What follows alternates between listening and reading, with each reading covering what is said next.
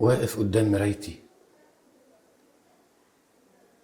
مش مصدق. بعد حب وعشق وأحلام 7 سنين تكون النهاية خيانة.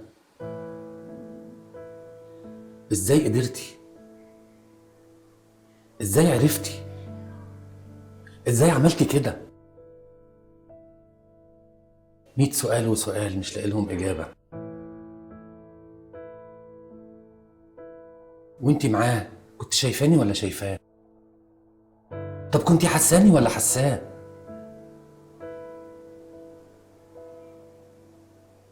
قلتي له نفس الكلام اللي كنت بتقوله لي؟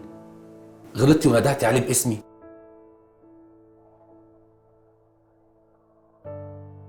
طب احلى جمله كنت بحب اسمعها وانا في حضنك: احضني قوي عشان قلبك يلمس قلبي، قلتها له؟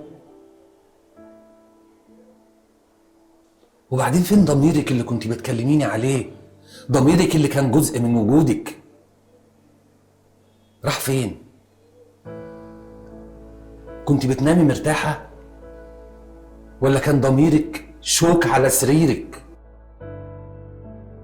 قوليلي. بس ارجع واقول انا اللي غلطان، انا اللي غلطان، انا اللي ما سمعتش غير صوت نفسي وسديت وداني عن كلام الناس اللي قالوا لي انك تعبان واني استنى لدغتك. وفجأة سمعت صوت المراية اتكسر، مسحت دموعي وفتحت عينيا واكتشفت ان قلبي هو اللي اتكسر لما قرر ينتحر.